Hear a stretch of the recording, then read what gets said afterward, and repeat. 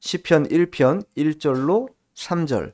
복 있는 사람은 악인들의 꾀를 따르지 아니하며 죄인들의 길에 서지 아니하며 오만한 자들의 자리에 앉지 아니하고 오직 여호와의 율법을 즐거워하여 그의 율법을 주야로 묵상하는도다. 그는 시냇가에 심은 나무가 철을 따라 열매를 맺으며 그 잎사귀가 마르지 아니함 같으니 그가 하는 모든 일이 다 형통하리로다. 아멘. 아멘. 오늘 말씀의 제목은 복 있는 자의 길, 복 있는 자의 길이라는 제목으로 하나님의 말씀을 증거하도록 하겠습니다.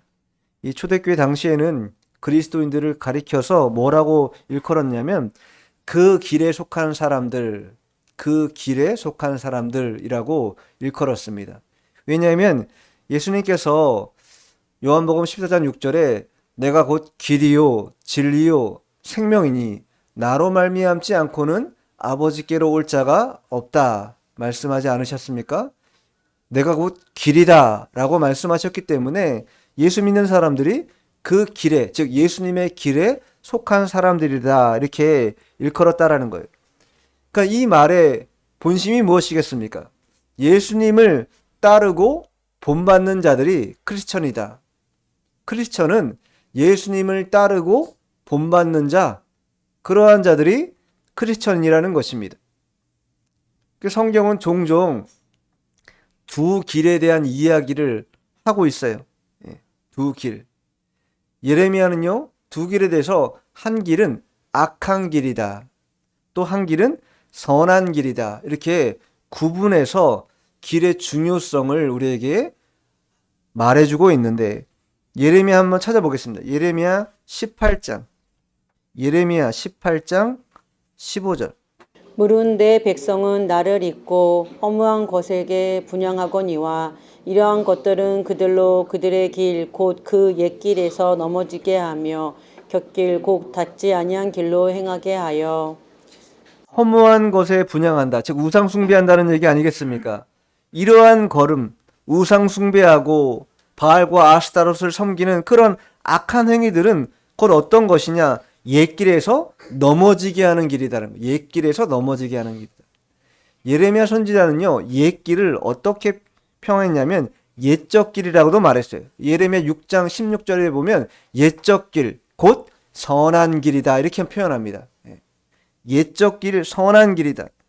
우상을 숭배하지 않고 악한 행위를 따르지 않는 그 길이 바로 선한 길이라는 거예요. 근데 선한 길을 속히 떠나가지고 악한 길로 행하는 그런 이들이 있다. 이것이. 우리의 발걸음이 악한 길을 걸어가지 않도록 삼가 조심할 필요가 있는 것이죠. 마태복음에도 예수님도 뭐라고 말씀하셨어요? 좁은 길이 있고 넓은 길이 있다. 이렇게 말씀하지 않으셨습니까? 멸망으로 인도하는 문과 길은 어떻다 그랬습니까? 넓다고 했어요. 넓다고. 그러니 너희들은 넓은 길로 걷지 말라. 오히려 생명으로 인도하는 길은 어떻다 그랬습니까? 협착하고 좁다. 가는 사람이 많지 않다. 이렇게 말씀하셨어요. 그래서 협착하고 많은 사람이 다니지 않는 그 좁은 길, 좁은 문을 통과하는 것이 생명으로 인도하는 길이라는 것을 예수님께서 제자들에게 알려주셨습니다. 그렇기에 예수 믿는 자들이 어떻게 또 어떠한 길을 걸어가야 될 것인가 분명한 것입니다. 오늘 시편도 그러한 맥락에서 우리가 걸어가야 될 길, 복 있는 자가 걸을 길에 대해서 설명해 주고 있습니다. 이 시편은요, 총 150편까지 있어요. 근데 이 1편이 150편을 가름하는 서론과 같다. 서론과 같다. 왜냐하면 복 있는 자의 삶이 어떠해야 될 것인지 분명하게 제시하고 있는 그런 시편이 1편이기 때문이에요. 사람들이 행복이라는 걸 많이 추구합니다. 근데 행복이라는 것이 여러분 생각에는 많이 가지고 있으면 행복할 것 같습니까? 아니면 없어도 행복할 것 같습니까? 우리가 생각할 때 많으면 행복할 거라고 생각하는데 많다고 행복해지는 게 아닙니다. 그렇다면 재벌들은 다 행복하게요? 많은 게 행복한 게 아니라 가지고 있는 것을 누리는 사람이 행복한 거예요. 그게 작든 많든 그것을 누릴 수 있는 자가 뭐예요? 행복한 사람이라는 거예요. 매년마다 국가의 행복 지수를 조사합니다. 작년에 2024년도에 대한민국의 행복 지수가 국가적으로 몇 등인 줄 아세요, 여러분? 꼴등은 아니고 52등이에요. 52등. 1등이 핀란드.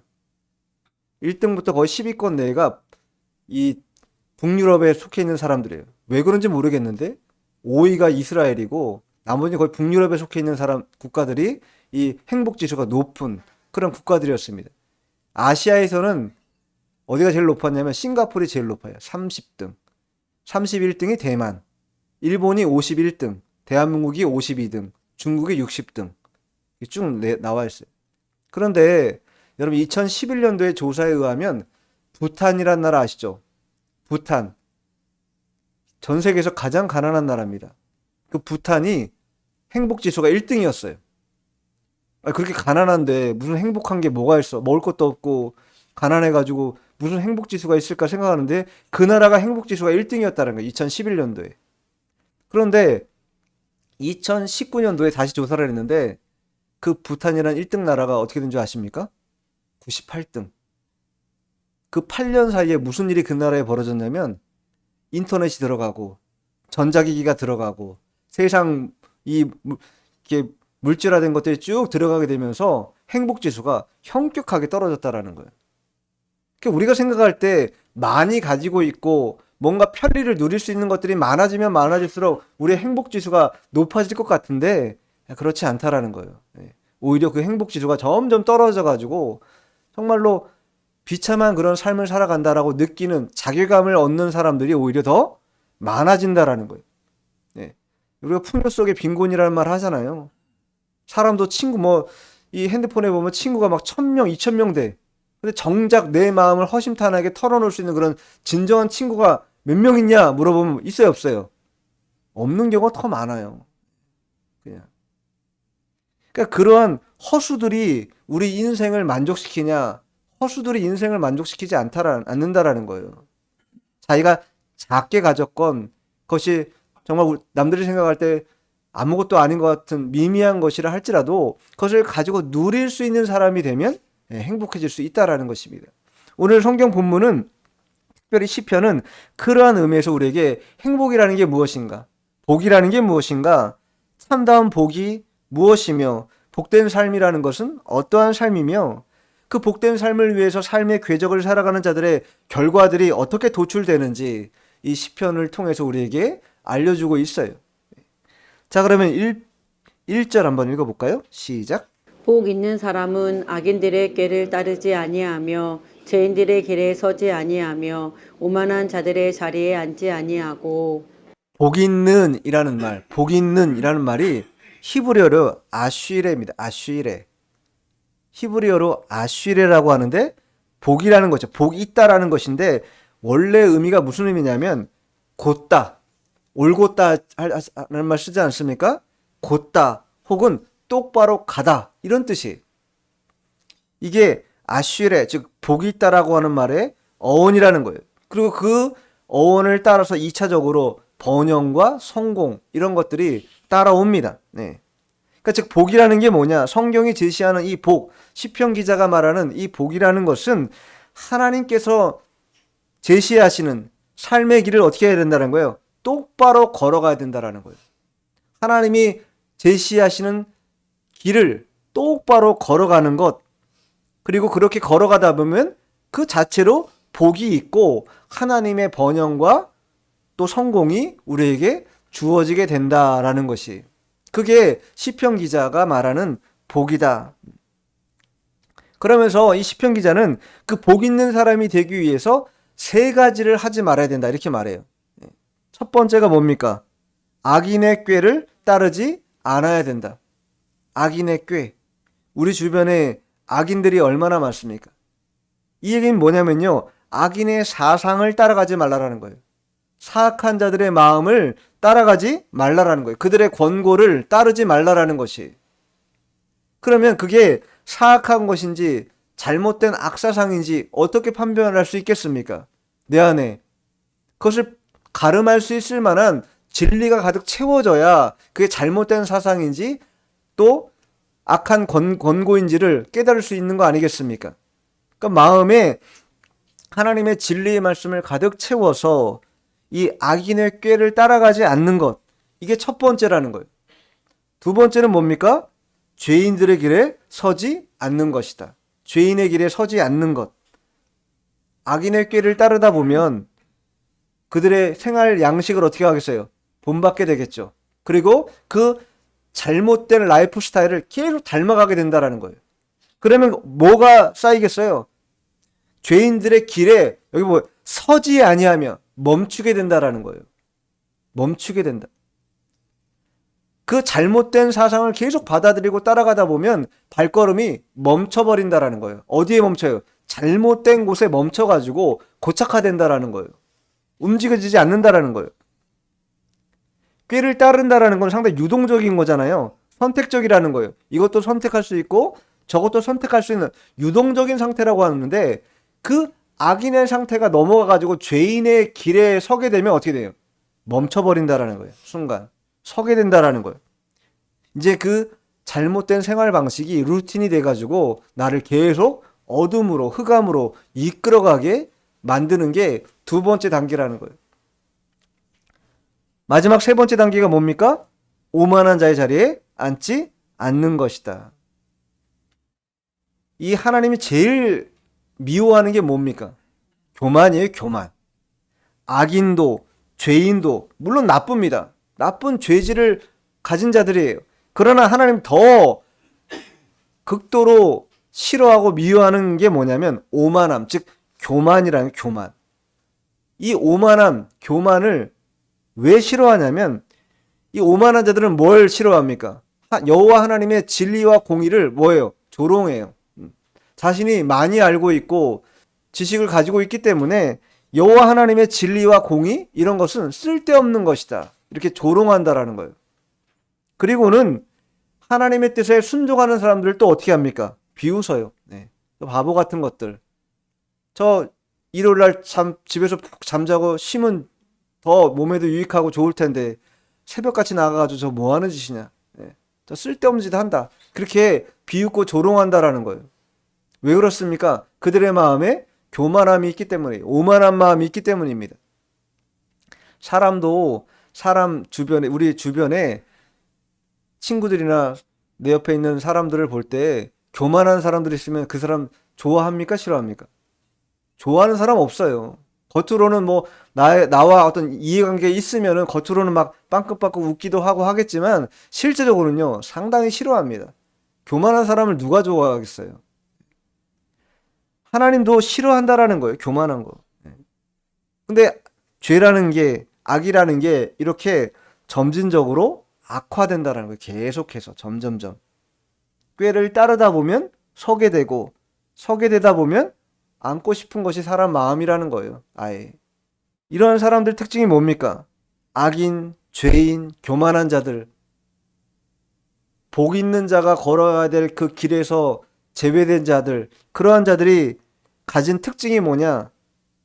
잠언으로 찾아볼게요. 잠언 14장 9절 읽어보죠. 시작. 미련한 자는 죄를 심상히 여겨도 정직한 자 중에는 은혜가 있느니라. 미련한 자는 죄를 어떻게 여겨요? 심상히 여긴다는 게 뭐예요? 죄를 가볍게 여긴다는 거예요. 가볍게. 아무렇지도 않게 여긴다는 거예요. 죄를. 어렵지 않은 거예요. 죄 짓는 게. 이렇게 악인, 죄인, 오만한 사람들의 특징이 죄를 가볍게 여기고 두 번째는 하나님을 뭐예요? 거절합니다. 거절하고 거역해요. 에스겔서 12장 2절에 보면 이렇게 써 있어요. 인자야 내가 반역하는 족속 중에 거주하는도다. 그들은 볼 눈이 있어도 보지 아니하고 들을 귀가 있어도 듣지 아니하나니 그들은 반역하는 족속임이라. 볼 눈이 있어요. 그런데도 보지 않아요. 들을 귀가 있어요. 그런데도 애써 듣지 않아요. 왜 그렇습니까? 그들이 반역하는 족속이기 때문이라는 거예요. 반역하는 족속이기 때문에. 하나님 말씀을 반역해. 하나님 말씀을 귀담아 들으려고 하지 않는다라는 거예요. 그러한 자들은 복 있는 자의 길을 걸어갈 수 없어요. 하나님이 말씀하신 아슈레의 복을 받을 수 없다라는 거예요. 많아지면 복이라고 생각한다라는 거예요. 작은 것에 복이 있다라는 깨달음이 없게 된다라는 거예요. 미련하기 때문에, 어리석기 때문에. 그렇게 1절이 복 있는 자의 길을 걸어가는 사람들의 어떤 소극적인 태도, 하지 않아야 된다라는 거잖아요. 하지 않아야 되는 것이기 때문에 소극적인 태도입니다. 그럼 이제 2절에서는 보다 적극적인 측면, 복 있는 사람이라면 이런 길을 걸어가야 돼 라고 적극적으로 우리에게 제시해 줍니다. 자, 2절 읽어보죠. 본문 2절 시작. 오직 여호와의 율법을 즐거워하여 그의 율법을 주야로 묵상하는 도다. 예. 적극적으로 해야 될 일, 첫 번째가 뭡니까? 여호와의 율법을 즐거워해야 된다. 즐거워해야 된다. 이 말은요, 여호와의 율법을 즐거워한다는 것은 하나님의 모든 가르침을 즐거워해야 된다. 하나님의 모든 말씀을 즐거워해야 된다. 나에게 유익하고 나에게 도움이 되는 말씀만 내가 즐거워하고, 나에게 화가 있고 나에게 엄한 경계가 있는 그런 말씀은 회피하는 그런 자가 아니라, 하나님의 모든 말씀을 다 단마음으로 모든 가르침을 즐거워하는 자, 그러한 자가 바로 율법을 즐거워하는 자라는 거예요. 시편 19편에 보면 여호와의 율법은 금 곧 정금보다 사모할 것이고 꿀, 송이꿀보다 더 달다 이렇게 말씀해요. 금보다도 더 귀하고 송이꿀보다 더 단 게 뭐라는 거예요? 하나님의 말씀이라는 거예요. 그런데 성경이 그렇게 증거했기 때문에 말씀은 그러면 단 거잖아요? 근데 그 말씀을 먹는 사람들은 어떤 사람에게는 굉장히 달게 느껴지는데 어떤 사람에게는 그게 달게 느껴지지 않아요. 어떤 사람은 써요. 뱉어내고 싶을 만큼 쓰다라는 거예요. 왜 그들은 쓰고 하나님 말씀이 즐겁지 않을까? 만일 우리가 몸이 아파 보세요. 요즘 A형 독감이 유행이라고 하는데 제가 수년 전에 A형 독감을 한번 앓은 적이 있는데 정말 사람이 피폐해지더라고. 완전 일주일 동안을 식음을 전폐하고 끙끙끙 앓기만 했던 것 같아요. 근데 그걸 병원을 일찍 갔어야 되는데 미련하게 병원도 안 가고 어떻게 누워서 알아서 해결해 보려고 하다가 고생을 엄청 했는데, 그때 우리 집사람이 죽 같은 거 끓여줘요. 왜냐면 약이라도 먹어야 되니까. 근데 그게 죽이 그냥 쌀 흰 죽이잖아요. 입이 들어갈 때 어떻겠습니까? 엄청 써요. 아무런 맛이 느껴지지가 않아. 육신적으로도 그렇다라는 거예요. 몸이 이상이 있고 몸이 아프면 산의 진미가 앞에 차려져 있어도 그게 뭐 어떻겠어요? 입에 달지가 않아요. 쓰다고요. 먹고 싶지가 않아 별로. 근데 몸이 건강하면 어떻겠어요? 그게 맛있죠. 막 달고 맛있고 막 더 먹고 싶은 마음이 막 부릴 때 일어나잖아요. 말씀의 이치도 똑같다라는 거예요. 우리 영혼이 건강하면 하나님 말씀은 분명히 성경에 뭐라 썼어요? 송이꿀보다 달다. 정금보다 더 귀하다 말씀하셨기 때문에 그 먹는 자의 심령이 깨끗하고 온전하면 뭐예요? 그게 달게 돼 있다라는 거예요. 당연히. 그러면 내가 말씀을 읽을 때 이 말씀이 즐겁지도 않고 달지도 않아. 그럼 내 영혼의 상태가 어떻다라는 거예요, 지금? 뭔가 어디가 질병에 걸려 있다라는 거예요. 뭔가. 어딘가 모르게 질병에 걸려 있고, 이 질병에 걸려 있기 때문에 말씀을 먹어도 단마음으로 느껴지지 않고 즐겁지도 않고 마냥 일하는 것 같은 느낌이고 그러한 생각이 든다라는 거예요. 그러면 내 영혼은 어떻게 되겠습니까? 치료해야지요. 치료해야죠. 근데 그 치료의 방법도 뭐예요? 말씀을 읽는 거예요. 말씀 읽는 거. 어려워도 단마음이 느껴지지 않아도 계속해서 읽다 보면 그 말씀이 효력이 나타나기 시작하는 때가 반드시 있습니다, 여러분. 확신하시기 바래요. 반드시 있어요. 요즘 해봤는데 나는 안 되던데요, 목사님. 그쯤 했기 때문에 그래요. 더 해보세요. 더 하면 반드시 그것이 달게 느껴지는 때가 있다라는 거예요. 하나님이 하나님의 말씀을 사모하고 그것을 읽으려고 하는 애쓰는 자에게 단마음을 안 주시겠어요? 반드시 주세요. 우리가 거기까지 효력 있게 읽지 못했기 때문에 단마음을 느끼지 못한 것 뿐입니다. 그러니까 우리가 단마음을 느끼려면 영적으로 질병을 치료받고 그 질병에서 떠나야 한다. 떠나야 한다. 그리고 그것이 첫 번째라면 두 번째는 이 하나님의 말씀을 사모하지 않기 때문이다. 사모하지 않기 때문에 즐거움이 없는 거예요. 사모하면요, 즐겁게 돼 있어요. 하나님 말씀은 생명이 없는 문자가 아닙니다. 하나님 말씀은요, 살아있는 말씀이고 인격적으로 우리를 주관하고 역사하는 그런 말씀이라는 거예요. 그래서 영의 양식을 충분히 많이 먹으면 그것이 선한 작용을 우리 심령에 나타나게 된다. 어떤 작용이 나타나는가? 자, 예레미야 찾아볼게요. 다시. 예레미야 31장 12절 읽어보죠. 시작. 그들이 와서 시온의 높은 곳에서 찬송하며 여호와의 복 곧 곡식과 새 포도주와 기름과 어린 양의 떼와 소의 떼를 얻고 크게 기뻐하리라. 그 심령은 물된 동생 같겠고 다시는 근심이 없으리로다 할지어다. 아멘. 곡식과 새 포도주와 기름과 어린 양의 떼와 소의 떼를 얻고, 이게 뭐 영의 양식을 충분히 먹는다는, 충분히 먹는다. 그렇게 충분히 먹으면 크게 기뻐하게 되고 그 심령이 어떻게 된다는 거예요? 물된 동상 같다. 물이 계속 끊임없이 흘러가지고 모든 식물을 성장하는데 걸음이 되는 그런 물이 계속 들어간다라는 거예요. 우리 심령이 멈춤이나 부패함이나 어려움으로 동작되지 않는 일이 없이 계속 유기적으로 흘러가고 움직여진다라는 거예요. 무엇으로? 하나님의 영의 양식을 충분히 먹음으로 말미암아 그렇게 된다라는 거예요. 그러면서 그렇게 되니까 근심이 없다. 마음에 근심이 없다.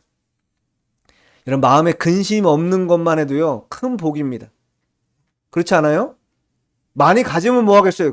그 가진 양보다 근심의 양이 훨씬 더 배가 되면요, 그건요, 고통이에요, 고통. 근심이 없는 게 복이에요. 무엇이 부족한 게 힘든 게 아니라 근심거리가 끊이지 않는 게 참으로 어려운 문제인데, 영의 양식을 충분히 먹으면 내 심령이 물된 동상같이 유기적으로 흘러가기 때문에 그 흘러감을 통하여서 뭐가 된다는 거예요? 마음에 근심이 없고 평안함이 찾아오게 된다. 이게 하나님의 말씀의 작동 원리라는 거예요. 그래서 복 있는 자가 주의 말씀을 뭐 해야 된다는 거예요? 즐거워해야 된다. 즐거워해야 된다. 나랑 멀리 있어야 될 게 아니라 가까이 있어야 될 것이라고 여겨야 된다는 거예요. 그리고 항상 그것을, 자, 두 번째로 뭐예요? 그 율법을 주야로 묵상하는 자다. 묵상하는 게 뭐예요? 중얼중얼 거리는 거, 쉽게 하면 중얼중얼 하는 거예요. 아까 우리가 교동문 읽었는데 시편 119편에도 읍조리나이다, 읍조리이다 이렇게 시편 기자가 고백하잖아요. 읍조리는 게 뭐예요? 그게 바로 묵상하는 거예요. 묵상. 그러니까 율법도 단계가 있어요. 아까 소극적인 것도 뭐라 했어요? 악인의 꾀를 따르지 말아야 되고 죄인의 길에 서지 말아야 되고 오만한 자리에 앉지 말아야 되고, 이게 점진적으로 그렇게 소극적으로 하지 말아야 된다고 했다면, 이제 이 적극적인 것도 처음에 뭐예요? 여호와의 율법을 즐거워해야 돼. 근데 즐겁다라는 건요, 이 지정의를 따질 때 어느 영역에 속한 거예요? 감정의 영역에 속한 거잖아요. 감정이 즐거운 거 아니겠어요? 근데 감정만 즐거워서는 안 된다라는 거예요. 감정의 즐거움을 바탕하여서 다음 단계까지 넘어가야 되는데, 그 넘어가는 단계가 뭐예요? 바로 주의 율법을 묵상하는 단계라는 거예요. 묵상하는 단계. 즉 감정적으로 즐거운 상태가 됐어요. 여호와의 율법을 즐거워함으로 그 즐거움이 생활 속에 어떻게 돼요? 다 투영돼야 된다. 생활 속에서 나타나야 된다라는 거예요. 사람들에게. 그래서 그 말씀이 살아있음을 내가 어떻게 해야 돼요? 경험해야 돼. 내가. 제가 한 10여 년 전에 어느 교회 부교육조라 있을 때 성경부를 자매한테 가르친 적이 있어요. 거기는 조그만 교회였기 때문에 토요일날 성경부를 가르쳤는데, 제가 하나님 말씀을 가르쳤는데 그 자매가 다음 주 토요일날 와가지고, 목사님, 얘기하는 거예요. 목사님, 제가 친동생이 하나 있는데 나이 터울이 별로 안 나가지고 엄청 싸운다라는 거예요. 정말로. 진짜 욕은 뭐 말할 것도 아니고 물리적으로도 막 손으로 막 핥히고 하는 그런 싸움까지도 자주 했다라는 거예요. 근데 이 말씀을 배우다 보니까 그렇게 하는 게 자기 마음에 편하지가 않다라는 거예요. 편하지가 않게 느껴졌다라는 거예요.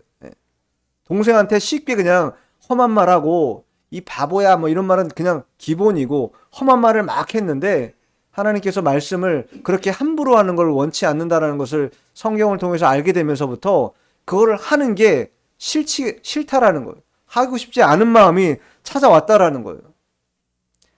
그런 것처럼 말씀이라는 게 실제적으로 우리 생활 속에서 뭔가 나의 잘못된 것을 교정하는 그러한 실제적이고 구체적인 역사가 삶에서 나타나야 된다라는 거예요. 만일 욕을 많이 하는 사람이었다면 욕을 막 그치게 한다거나 거친 마음을 가진 사람이었다면 거친 마음이 순화된 마음으로 조정된다거나 그런 일들이 실생활에서 나타나는 것. 그게 바로 뭐라는 거예요? 묵상하는 거라는 거예요. 묵상하는 거. 묵상하는 게 뭡니까? 실제로 항상 기억하는 거예요. 항상 읊조리는 거. 이러한 상황에서도 하나님의 말씀을 떠올리고 저러한 상태에서도 하나님의 말씀을 떠올려서 그 말씀대로 적용하고 살아가는 것. 그게 바로 율법을 즐거워하고 주야로 묵상하는. 여기 주야라는 말이 왜 들어갔겠어요? 낮과 밤이잖아요. 온 시간을 다해서 하나님 말씀을 가득 담아둬라. 그리고 적재적소에 필요할 때마다 그 말씀을 이용해서 생활 속에서 이겨내라. 이렇게 말씀하고 있는 거예요. 모세가 이제 죽게 됩니다. 가나안 땅에 못 들어간다고 하나님께서 선고를 하세요. 그리고 그 후계자로 여호수아가 이제 이스라엘 백성들을 이끌고 가나안 땅으로 들어가야 하는 그런 상황이었어요. 여호수아의 마음은요, 힘이 들었어요. 모세도 이것을 하기가 얼마나 힘들었는지 자기가 모세를 뒤쫓으면서 충분히 많이 봐왔기 때문에 마음에 두려움이 있는 거예요. 어떻게 이 백성들을 이끌고 들어갈 수 있을까? 그때 여호와 하나님께서 여호수아에게 주신 말씀이 뭡니까? 자, 여호수아서 1장 8절 시작. 이 율법책을 내 입에서 떠나지 말게 하며 주야로 그것을 묵상하여 그 안에 기록된 대로 다 지켜 행하라. 그리하면 내 길이 평탄하게 될 것이며 내가 형통하리라. 아멘. 우리가 왜 하나님의 말씀을 가까이 두고 주야로 묵상하고 하나님의 말씀 앞에 바로 있어야 되는가? 그것을 그대로 온전히 다 준행하면 내 길이 평탄하게 될 것이며 내가 형통하리라. 이게 하나님께서 여호수아에게 주신 말씀이기도 하고 우리에게도 주시는 말씀이다. 우리가 하나님의 말씀 묵상하는 이유가 여기에 있는 것이에요. 즐거워하고 묵상하고 기록된 대로 지키면 어떻게 된다는 거예요? 평탄하고 형통한 복이 너에게 임하게 될 것이다. 이게 여호수아에게 주신 말씀, 간단 명료한 말씀이에요. 그 위대한 역사를 이뤄가는데 하나님께서 이 한 말씀을 통해서 그에게 담대함을 요구하셨고 그렇게 율법을 따라 좌로우로 치우치지 말고 그것을 행하라 말씀하신 그 말씀 하나 받아가지고 여호수아가 뭐 한 거예요? 가나안 땅에 들어간 거예요. 그러니 다른 것보다도 더 하나님 말씀이 위대하다, 놀랍다, 모든 것을 변화시키는 능동적인 에너지가 그 속에 다 숨겨져 있다라는 거예요. 그래서 우리는 발견해내면 돼요. 발견하고 먹으면 된다고. 내 것을 소유하면 돼요. 근데 이것을 소유하려면 애를 써야 되는데 안 한다라는 거, 안 한다라는 거.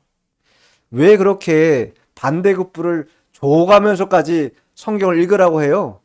그게 유익하기 때문이에요. 그게 돈보다도 더 유익한 것입니다. 다른 그 무엇보다도 유익한 것이에요. 세상에 아무리 행복해지고 싶은 마음이 극진할지라도 하나님의 말씀, 그 율법을 가까이 하는 것만큼 행복의 지수를 높일 수 있는 것은 아무것도 없어요.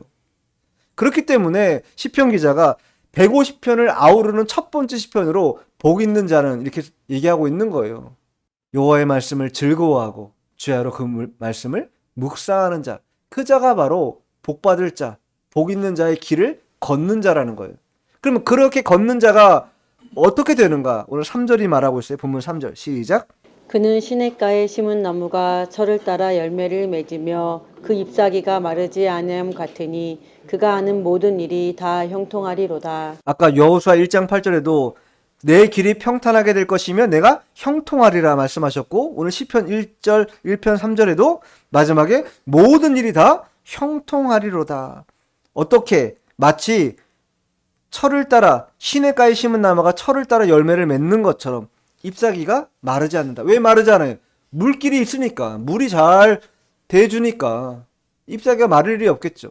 잎사귀가 마르지 않고 열매가 풍성히 맺히는 그런 은혜가 임하게 된다라고 말씀하고 있어요. 즐거워하고 성취하는 그런 소원이 이 시냇가에 나무를 심어두기만 하면 나타나게 된다. 시편 기자가 말하는 이 율법을 즐거워한다라는 것을 예레미야는요 어떻게 표현했냐면 좀 다르게 표현했어요. 시편 기자는 율법을 즐거워해야 된다 이렇게 표현했는데 예레미야는 그것을 여호와를 의뢰하는 것이다 이렇게 표현해요. 의뢰하는 것이다. 자, 예레미야 다시 찾아볼게요. 예레미야 17장 7절 8절. 그러나 물은 여호와를 의지하며 여호와를 의뢰하는 그 사람은 복을 받을 것이라. 그가 물가에 심어진 나무가 그 뿌리를 강변에 뻗치고 더위가 올지라도 두려워하지 아니하며 그 잎이 청청하며 가무는 해에도 걱정이 없고 결실이 그치지 아니함 같으리라. 시편 기자가 고백하고 있는 내용이 똑같이 나오죠. 유사하게 나오죠. 그런데 여호와의 율법을 즐거워하는 것, 주야로 묵상하는 것, 그 표현 대신 여호와를 의지하며 여호와를 의뢰하는 것, 이것으로 표현했다는 거예요. 같은 의미라는 거예요. 여호와의 율법을 즐거워하는 것, 주야로 묵상하는 것이 결국은 누구를 의지하는 거예요? 여호와를 의지하는 거예요. 여호와를 의뢰하는 거예요. 여호와께 모든 걸 맡기는 거예요. 내 인생을 여호와께 다 통째로 맡겨서 여호와 하나님께서 나의 인생을 주관하시고 이끌어 가시도록 하는 거, 그거 자체가 나에게 뭐라는 거예요? 형통한 복이 된다라는 거예요. 우리 생각에는 내가 얼마든지 내 삶을, 인생을 디자인해가지고 만들어갈 수 있다라고 생각하지만, 우리가 이렇게 오랫동안 살아봤지만 되든가요, 안 되든가요? 내 생각대로 되는 일이 하나도 없어요, 사실 진짜 인생에. 어떻게 그렇게 안 되는지 몰라, 진짜. 네. 그렇기 때문에 인생을 내 주도로 하려 하지 말고 하나님을 의뢰하고 하나님의 의지대로 맡겨드리면 그 하나님께서 우리를 하나님의 선한 그런 발자취를 따라가지고 우리를 인도하시고 이끌어 가신다라는 거예요. 그렇게 여호와를 의뢰하는 것이 복이 된다. 왜 그렇습니까? 시냇가에 심은 나무가 뿌리를 든든하게 내리니까 바람이 흔들 거예요. 뭐가 흔들 거예요? 흔들릴 요소가 없어요. 그런데 오늘 본문은 아닌데 4절, 1편 4절, 시편 1편 4절 한번 읽어볼까요? 4절 시작. 악인들은 그렇지 아니하며 오직 바람에 나는 겨와 같도다. 예, 악인들은 그렇지 않다. 바람에 나는 겨와 같다. 날아가 버린다라는 거 다. 뿌리를 깊이 시냇가의 나무처럼 심기지 못했기 때문에 바람이 불면 다 날아가 버리고 만다. 그것이 의인과 악인의 차이이고 복 있는 자의 길과 그렇지 못한 자의 길의 나눔이라는 거예요. 나눔이라는 거. 이 행복이라는 건요, 어떤 의미에서 보상적인 차원에서 우리에게 오는 게 아닙니다. 오늘 시편 말씀에 의하면은 행복이라는 것은 올바른 삶, 하나님의 말씀을 잘 준행하여 율법을 즐거워하고 그대로 순종하며 살아가는 자에 따라올 자연스러운 결과물이라는 거예요. 행복을 추구하는 게 아니라 하나님의 말씀 앞에 가까이 있고 그 말씀을 청종하고 잘 따르다 보면 뭐가 온다라는 거예요? 행복이 온다라는 거예요. 복이 찾아오게 돼 있다라는 거예요. 행복을 쫓아다니지 말고 주의 말씀을 쫓고 주의 말씀을 주야로 묵상하고 즐거워하면 그것을 통해서 행복이 돌아오게 되어 있다. 이렇게 말하고 있어요. 반대로 악인들은 그 길을 피하고 그 길을 벗어나 있기 때문에 쭉정이처럼 다 어떻게 된다는 거예요? 바람에 날아가 버리고 말게 된다.